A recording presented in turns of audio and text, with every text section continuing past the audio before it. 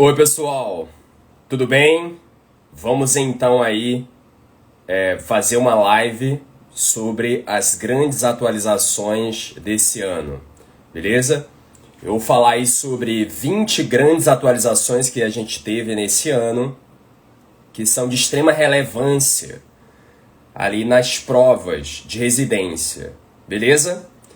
Então pessoal, vamos começar pela primeira grande atualização. A primeira grande atualização foi em relação à DPOC. Então, a DPOC, a gente teve uma atualização referente à classificação da DPOC. A gente lembra que antes a gente tinha ali a classificação A, B, C e D, beleza? Mas agora eles transformaram ali a classe C e D na classe E. Então agora a gente tem a classe A, a classe B e a classe E. Então A, B e E. E pessoal, na classe E, eles incluíram ali pacientes que exacerbam muito. Então basicamente foi para dar ênfase naqueles pacientes mais graves, que exacerbam muito ou que têm exacerbações graves. Como é que ficou agora a classificação do DPOC?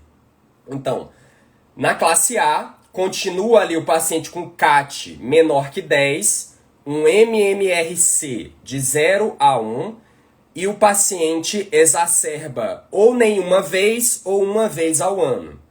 Essa é a classe A. A classe B permanece o conceito do paciente com CAT maior ou igual a 10, com MMRC maior ou igual a 2 e exacerba de 0 a 1 ou nenhuma ou uma vez ao ano. Agora a classe E, a gente não se importa muito ali com o CAT ou MMRC. Então o paciente pode ter um CAT menor ou igual a 10, pode ter um CAT maior que 10, pode ter um MMRC de 0 ou de 1 ou de 2 ou mais. Então na classe E não importa muito o CAT e o MMRC. Então, não vai importar muito a sintomática do paciente ali. Na classe E, a gente vai encaixar pelas exacerbações. Então, se o paciente exacerbar 2 vezes ou mais por ano, já entra na classe E. Ou se o paciente tiver uma exacerbação grave, que leve ele à internação. Ali, né? A internação. Então, isso já classifica ele na classe E.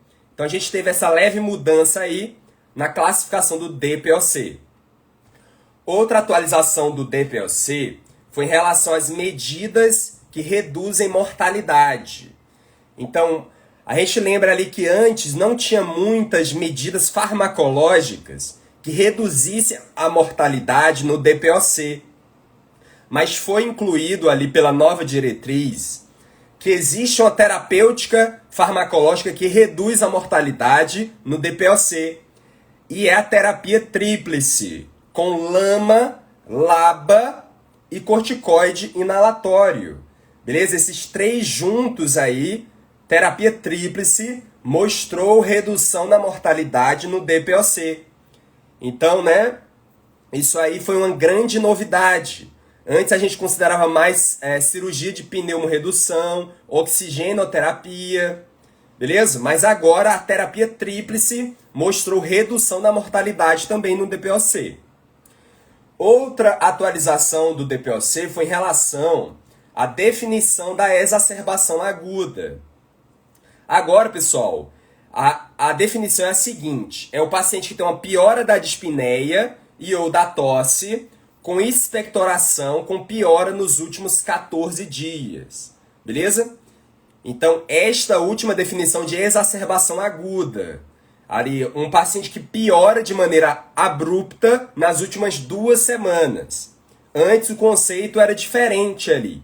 Né? Envolvia escarro, né? Envolvia ali um volume aumentado, mas agora essa é a definição de exacerbação aguda. É um paciente que tem uma piora súbita, ali, né, com dispneia ou tosse nas últimas 2 semanas. E como é que ficou o tratamento para o paciente com DPOC conforme a classificação ABE. Ficou o seguinte, pessoal. Na classe a gente vai usar beta-2 agonista ou antimuscarínico de curta ou de longa SOS, ali conforme seja necessário. Essa é da classe A, que é uma classe mais leve ali. Já na classe B, a gente já passa a utilizar um LAMA com um LABA ao mesmo tempo ali. Pode ser, por exemplo, um tiotrópio com salmeterol. Então a gente faz essa dupla para a classe B. E a classe E? A classe E também vai se beneficiar da dupla, LAMA mais LABA. Pode ser um salmeterol com tiotrópio. E o corticoide inalatório vai estar indicado ali se o paciente tiver asma ou tiver uma eosinofilia maior ou igual a 300 células por milímetro cúbico no sangue. Beleza? Então foi assim que ficou o tratamento conforme a classificação ABE no DPOC. Então essa foi a primeira grande atualização, informações relativas a DPOC. A segunda grande atualização foi em relação a acidentes de trabalho. A gente lembra que antigamente a gente só tinha que notificar os acidentes de trabalho ali de maneira mais obrigatória para o INSS. Mas agora a gente tem que notificar tanto para o INSS quanto para o SINAM o acidente de trabalho, para os dois ao mesmo tempo. E pessoal, surgiu a atualização que a gente tem que notificar de maneira compulsória todos os acidentes de trabalho. A gente lembra ali que antigamente não eram todos os acidentes de trabalho que a gente tinha que notificar, beleza? Tinha um rol ali, né? Tinha um rol de acidentes, mas agora, segundo a atualização recente desse ano, a gente tem que notificar compulsoriamente todos os acidentes de trabalho, beleza? Foi uma importante atualização. Então a segunda atualização foi em relação a acidente de trabalho. A terceira grande atualização foi em relação ao etomidato. Então, o etomidato, classicamente, sempre foi um indutor ali, né, de intubação em pacientes ali instáveis, né? Um paciente, por exemplo, com trauma, com choque hipovolêmico, ele está instável. Olha, o etomidato é uma boa opção, porque ele tem uma cardioestabilidade ali. E olha, essa é a visão mais clássica. Mas teve uma meta-análise desse ano de 2023 que mostrou um certo aumento da mortalidade em pacientes críticos com a indução realizada com etomidato ali. Mas é verdade que houve ali, né, críticas a esta meta-análise em relação à metodologia do estudo. Beleza? Então, olha, se for citado essa meta-análise em específico, a gente pode até considerar, mas a visão clássica é que o etomidato é um indutor muito bom para os pacientes mais instáveis, mais críticos ali, que tem uma instabilidade hemodinâmica. Mas cuidado com essa meta-análise de 2023, beleza? Então essa foi a terceira grande atualização. A quarta grande atualização foi em relação ao teste do pezinho. Incluíram mais uma doença no teste do pezinho, no rastreamento, que foi a homocistinúria clássica. Beleza? Na triagem metabólica incluíram a homocistinúria clássica ali. Então, beleza? A quinta grande atualização foi em relação aos critérios de Duke, da endocardite infecciosa. Então, teve uma modificação bem abrangente e eu vou falar para vocês como ficou os critérios de Duke, beleza? Agora, os critérios de Duke são o seguinte. A gente tem uma endocardite infecciosa que é definida e uma endocardite infecciosa que é possível. A endocardite infecciosa que é definida, a gente vai precisar de um critério microbiológico / patológico com 2 critérios maiores. Ou um critério microbiológico / patológico com um critério maior. E 3 critérios menores. Ou um critério microbiológico barra patológico com 5 critérios menores. Então, sempre tem que haver um critério microbiológico barra patológico, que não existia isso antes. Era critério maior e menor. Agora, para ser endocardite definida, precisa de um critério microbiológico. Então, um microbiológico com 2 maiores, ou um microbiológico com 1 maior e 3 menores, ou um microbiológico com 5 menores, para ser definida. Para ser endocardite possível, vai ser um critério maior e um critério menor, ou 3 critérios menores. Beleza? E os critérios maiores e menores de Duke mudaram também. O que é critério maior em 2023? Em relação à hemocultura, é a existência de 2 amostras separadas de um micro-organismo típico para endocardite infecciosa. Ou uma amostra ou sorologia para Coxiella burnetii, Bartonella ou Trophirima whipplei. Então, olha, acrescentaram vários patógenos ali no critério da hemocultura, no critério maior, que não existia antes. No ecocardiograma, é critério maior a presença de vegetação, ou abscesso, ou deiscência de prótese. Beleza? Então, tiraram a nova regurgitação valvar dos critérios maiores ali. E adicionaram 2 novos critérios maiores nos critérios de Duke, que foi os achados no PET-CT ou na tomografia cardíaca e os achados intraoperatórios. Por exemplo, o cirurgião cardíaco identificou uma vegetação valvar no intraoperatório. Então, agora é um critério maior também. Os critérios menores, eles ficaram bem parecidos com os critérios mais antigos. Continua critério menor, a febre acima de 38 graus, os fatores de risco, como por exemplo, paciente que faz uso de droga endovenosa, os fenômenos vasculares, que são eles ali, né? A embolia arterial, infartos pulmonares sépticos, aneurismas micóticos, hemorragias conjuntivais, mancha de Janeway, beleza? Mas cuidado, adicionaram um novo fenômeno vascular ali, que não existia antes, que é o abscesso esplênico ou abscesso cerebral. Então, abscesso esplênico ou cerebral não era critério menor para a endocardite, agora é. Beleza? Nos fenômenos imunológicos, nos critérios menores, continua ali a glomerulonefrite, os nódulos de Osler, as manchas de Roux e o fator reumatoide.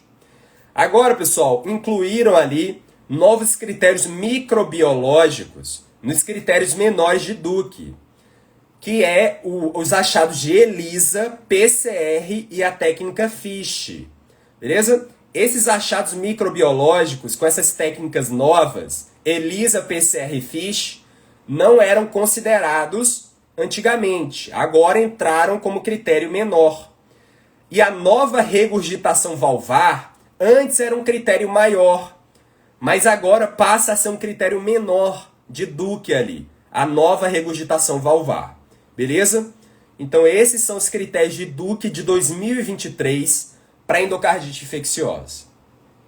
A 6ª grande atualização foi em relação à diarreia, em relação ali à classificação da desidratação.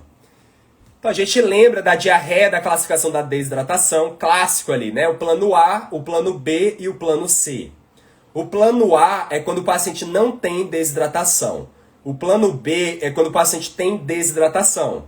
E o plano C é quando o paciente tem uma desidratação grave. Então, pessoal, eu vou falar para vocês os critérios mais atuais para essa classificação.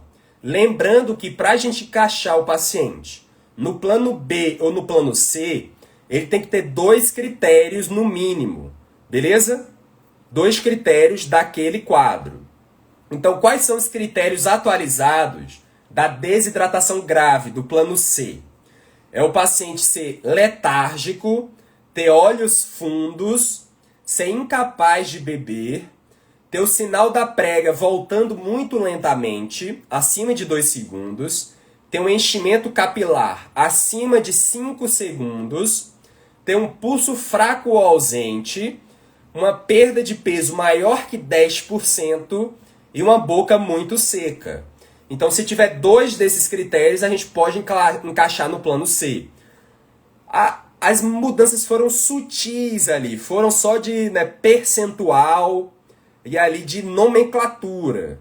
Mas é importante a gente perceber essas mudanças sutis ali de percentagem e de nomenclatura. Já os critérios ali do plano B de desidratação são o seguinte: o paciente está inquieto ou irritado, está com os olhos fundos, está bebendo com avidez ou está sedento, ter o sinal da prega voltando lentamente, ali menos de 2 segundos, está com o pulso cheio, um enchimento capilar entre 3 a 5 segundos, uma perda de peso até 10% e a boca seca. Beleza? Então também foram ali mudanças sutis, mas que são importantes ali. E o plano A, sem desidratação, é se o paciente não tiver nenhum desses sinais que eu citei anteriormente. Nem para o plano C, nem para o plano B. Beleza? E, pessoal, houve também uma leve modificação em relação à conduta na diarreia, em relação ao plano B. Agora, no plano B, no paciente com desidratação, a gente tem que fazer soro de reidratação oral na unidade de saúde, 75 mg por quilo, em 6 horas, e a gente vai reavaliar aí após as 6 horas. Então houve uma leve mudança ali, na dosagem e no tempo. Agora a gente faz 75 ml por quilo em 6 horas. Beleza? Vamos então agora para a 7ª grande atualização, que é em relação à pré-eclâmpsia. Então surgiu um novo documento ali, um pouco polêmico, que diverge um pouco de outros documentos a respeito de pré-eclâmpsia. E esse documento mudou um pouco em relação à prevenção da pré-eclâmpsia. A gente lembra ali, se a paciente tiver indicação, ela tem que utilizar AS infantil, de 100 a 150 miligramas. Esse novo documento diz que a gente tem que iniciar de 12 a 20 semanas e fazer o AS até 36 semanas na paciente que tem indicação. Beleza? Então ele colocou aí esse cutoff bem estabelecido, de 12 a 20 semanas de início até 36 semanas tomando AS ali. E esse documento também modificou um pouco em relação à definição de pré-eclâmpsia. Olha, a plaquetopenia, algumas diretrizes falam em plaquetas menores que 100 mil por milímetro cúbico, para caracterizar a pré-eclâmpsia. Esse novo documento de 2023 falou em uma plaquetopenia menor que 150 mil. A creatinina sérica, alguns documentos falam em ser maior que 1,1 miligramas por decilitro na definição de pré-eclâmpsia. Mas esse novo documento trouxe a creatinina sérica maior ou igual a 1,0 miligramas por decilitro. Beleza? E esse novo documento trouxe as transaminases acima de 40 UIR por litro ou acima de 2 vezes o normal ali, como definição de transaminase. Beleza? Então foi uma leve mudança ali em relação a esse documento. É certo que pode haver uma divergência na literatura. E esse documento aí, ele pode não ser aceito pelas bancas. Então a gente tem que tomar cuidado com essa atualização. Esse novo documento trouxe ali como novos critérios para pré-eclâmpsia com sinais de gravidade, a presença de dor torácica, a presença de creatinina acima de 1,2 miligramas por decilitro ou oligúria menor que 500 ml por 24 horas. Beleza? Então, houve essa adição aí desses critérios para pré-eclâmpsia com sinais de gravidade. E uma uma coisa bem polêmica desse novo documento de pré-eclâmpsia foi que este novo documento, ele fala em uma conduta expectante para um paciente com pré-eclâmpsia grave, sem complicações, até a 37ª semana de idade gestacional. A gente lembra ali, né, que classicamente um paciente com pré-eclâmpsia grave, ali, né, com 34 semanas ou mais de gestação, a gente já está pensando ali, né, em estabilizar a paciente e proceder à cesariana, né? Mas esse novo documento, ele trouxe aí essa conduta um pouco polêmica, de a gente esperar um pouco ali se a paciente não está com muitas complicações até 37 semanas. Mas cuidado com esse conceito aí, que ele é um pouco divergente da literatura. Beleza? Então essa foi a atualização da pré-eclâmpsia. A 8ª grande atualização foi em relação à asma. O GINA 2023 trouxe uma leve alteração em relação à classificação da gravidade da asma. Agora a gente classifica a asma leve quando a gente consegue controlar com o passo 1 ou o passo 2. Asma moderada vai ser se a gente consegue controlar com o passo 3 ou o passo 4. E asma grave vai ser se a gente controla com o passo 5 ou não consegue controlar. Então houve uma pequena mudança aí na classificação da gravidade pelo GINA 2023. Beleza? A gente teve a 9ª grande atualização, que foi em relação a SDRA, a SARA, Síndrome do Desconforto Respiratório Agudo.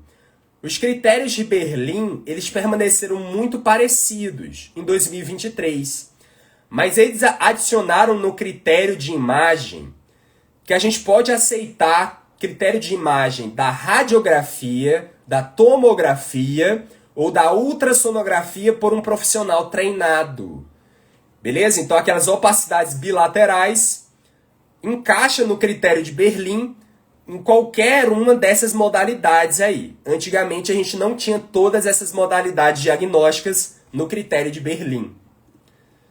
Beleza. A 10ª grande atualização foi em relação ao EMULT, que é um novo programa ali do SUS. É a portaria do Ministério da Saúde, número 635 de 2023.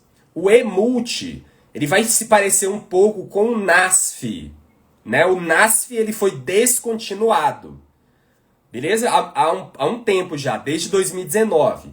Mas agora meio que o EMULT veio para, entre aspas, substituir o NASF.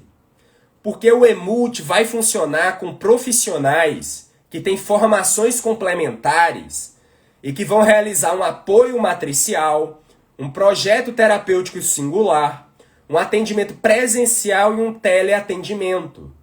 Então, por exemplo, profissionais da fisioterapia, da medicina, da enfermagem, da odontologia, da educação física, da psicologia. Então, ali não, vai haver uma multidisciplinariedade nesse EMULT para que os problemas mais complexos da população sejam resolvidos. Uma ideia muito parecida com a ideia do NASF, beleza? E o EMULT vai ser cofinanciado pelo governo federal com pagamentos fixos e variáveis, conforme ali indicadores do pagamento por desempenho. Então a gente tem, né, o pagamento por desempenho, que a gente já tem aí, né, no SUS, pelo governo federal, e o EMULT vai seguir esse projeto ali do pagamento por indicadores também, beleza? A 11ª grande atualização foi em relação ao pré-natal. Adicionaram exames no pré-natal ali, beleza? Houve a inclusão de ecocardiograma fetal e pelo menos 2 exames de ultrassonografia transvaginal durante o primeiro quadrimestre de gestação, beleza? Ecocardiograma fetal e 2 ultrassonografias transvaginais no primeiro quadrimestre. Então, antes não existiam esses exames de imagem no pré-natal ali básico do SUS. Beleza? Então agora adicionaram esses exames de imagem. Beleza? A 12ª atualização foi em relação à vacina, VOP, né? A vacina da polio. A gente lembra que a VOP é a vacina oral, que é atenuada. A VIP é a inativada. Beleza? Olha, a VOP, ela vai ser descontinuada a partir de 2024. Não vão mais fazer aquela gotinha da VOP. Beleza?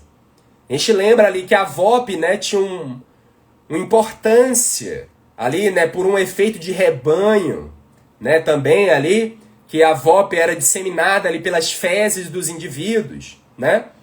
Mas agora houve uma conclusão que não vai ser necessário mais o risco teórico de poliomielite pela VOP. Então foi concluído ali que a gente chegou na fase em que só a VIP vai ser possível ali vacinar só com a VIP, a partir de 2024. Hoje em dia, ali, né, até dezembro de 2023, a gente vai continuar com a VIP em 2 meses, 4 meses e 6 meses de vida, e reforço com a VOP aos 15 meses e aos 4 anos de vida. A partir de 2024, a VOP vai sair do calendário e a gente vai ter um reforço com a VIP aos 15 meses. Então a vacina para poliomielite vai ficar 3 doses de VIP aos 2, 4 e 6 meses e um reforço aos 15 meses. Então vai mudar bastante a partir de 2024. Beleza? A 13ª grande atualização foi em relação à suplementação de ferro pelo Ministério da Saúde. Então é a famosa profilaxia da anemia ferropriva na criança ali. O que é que a gente tem que fazer atualmente pelo Ministério da Saúde para suplementar ferro? Então, a gente vai fazer 10 a 12,5 miligramas de ferro elementar de 6 a 24 meses de vida, fazendo 2 ciclos intermitentes de suplementação no período. Então, 3 meses de suplementação com 3 meses de intervalo e depois a gente reinicia um novo ciclo. Então, eu vou dar um exemplo prático para vocês de suplementação de ferro na criança pelo Ministério da Saúde. Por exemplo, a criança atingiu 6 meses de vida. Então, a gente vai fazer 10 miligramas de ferro elementar todos os dias para essa criança até ela completar 9 meses de vida.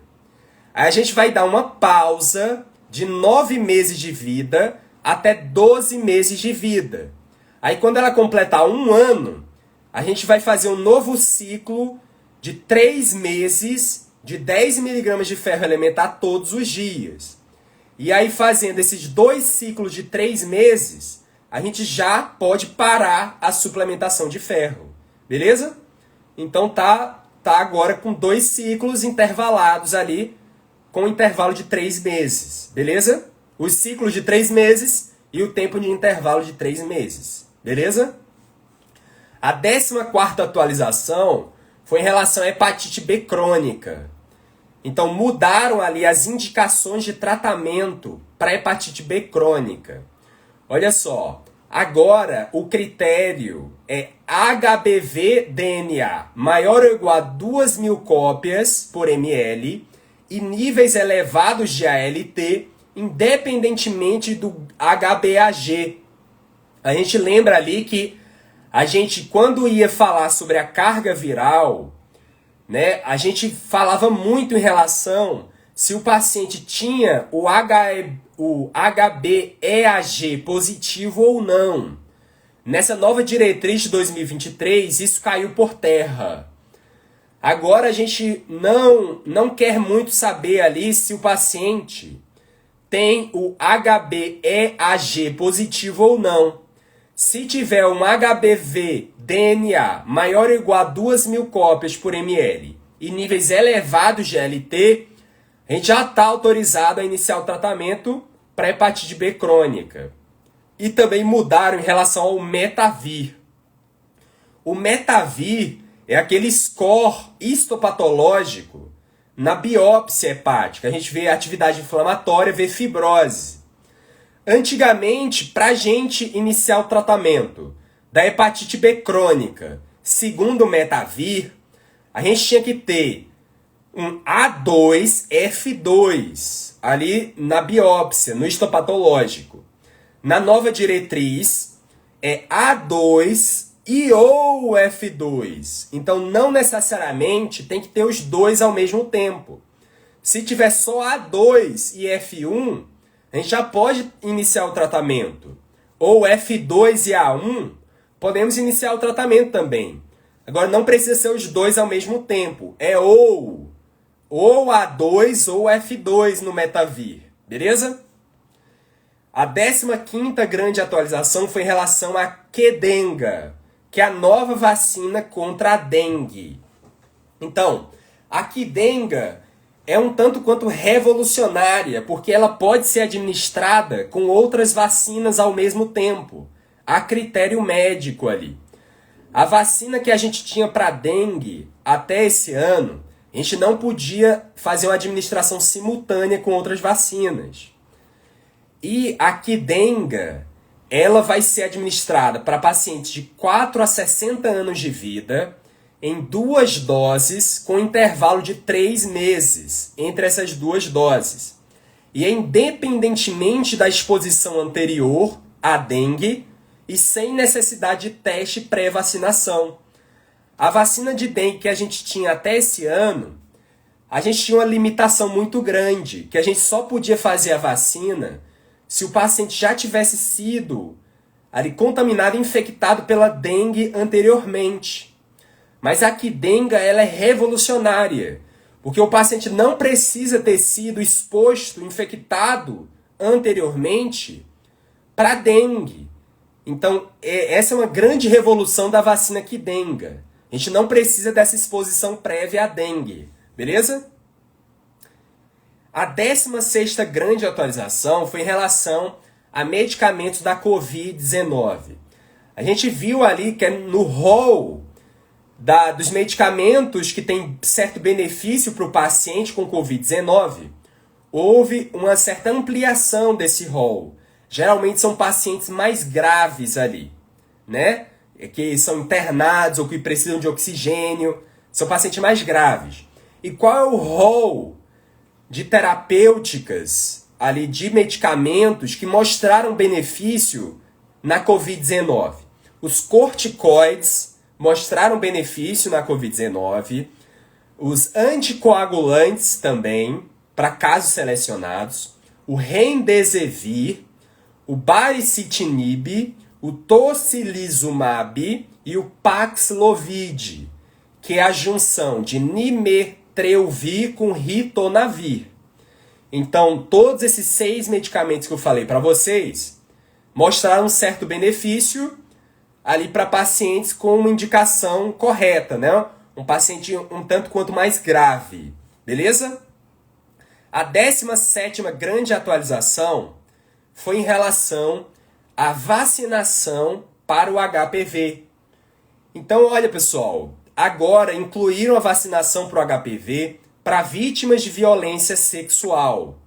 Então, não existia antes essa indicação. Agora passa a valer.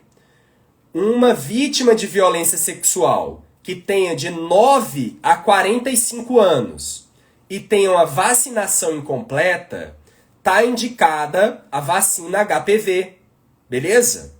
Mas tem que ter a vacinação incompleta. Se o paciente tem a vacinação completa para HPV, mesmo tendo sido ali, né, sofrido a violência, então não tem indicação. É de 9 a 45 anos, o paciente sofreu violência com vacinação incompleta, beleza? Essa é a atualização da vacina HPV. A 18ª grande atualização foi em relação à vacina ACWY. Então, a vacina meningo-ACWY tinha sido ali, né, estendida para pacientes adolescentes de 13 a 14 anos, temporariamente até a metade de 2023. Esse ano, em 2023, eles prorrogaram a vacina meningo ACWY de 13 a 14 anos até dezembro de 2023. O clássico é a vacina meningo ACWY ser dado para adolescentes de 11 a 12 anos. Mas até dezembro de 2023, os adolescentes de 13 e 14 anos também vão receber a meningo ACWY. Beleza? A 19ª atualização foi em relação ao grupo prioritário na campanha anual de vacinação da influenza. A gente lembra que o ano passado, em 2022, o grupo foi muito estendido ali. Pacientes com mais de 6 meses de vida, independentemente da idade, podiam receber a vacina para a influenza no SUS ali como grupo prioritário. Porque houve uma baixa cobertura vacinal para a influenza no ano passado. Mas esse ano restringiram de novo a faixa etária. A faixa etária, nesse ano, como grupo prioritário para vacinação para a influenza, voltou a ser crianças de 6 meses de vida a menores de 6 anos de idade. Ali, né? Então, 6 meses a 5 anos, 11 meses e 29 dias. O grupo prioritário voltou a ser esse. Beleza? E a 20ª grande e última grande atualização foi em relação aos dados do DataSUS. Então, houve uma pequena mudança em relação ao ranking de mortalidade no Brasil. Então, a gente lembra que o ano passado, o primeiro lugar ali na mortalidade foram as doenças infecciosas e parasitárias. Muito em função da Covid-19. Agora, os dados atualizados mostraram que as doenças infecciosas e parasitárias caíram para o 5º lugar, devido à vacinação em massa da população ali, para a Covid-19. Beleza? Então, o ranking atualizado é o seguinte, para mortalidade no geral no Brasil. O primeiro lugar são doenças do aparelho circulatório, o que sempre era, né, doenças do aparelho circulatório. Segundo lugar, neoplasias. Terceiro lugar, doenças do aparelho respiratório. Quarto lugar, causas externas. E quinto lugar, doenças infecciosas e parasitárias. Então esse é o ranking atualizado para este ano. E também atualizaram o ranking no sexo feminino. O ranking no sexo feminino ficou o seguinte. No primeiro lugar, de morte no sexo feminino, doenças do aparelho circulatório. No segundo lugar, neoplasias. No terceiro lugar, doenças do aparelho respiratório. No quarto lugar, doenças infecciosas e parasitárias. E no quinto lugar, doenças endócrinas e metabólicas. Beleza? Então, pessoal, basicamente foram essas 20 grandes atualizações aí. E possivelmente alguma delas vai cair alguma prova aí. Espero ter ajudado vocês com esse resumo. Então continue estudando aí todos os dias, beleza? Porque quem não revisa, esquece. Então valeu, pessoal, e até a próxima.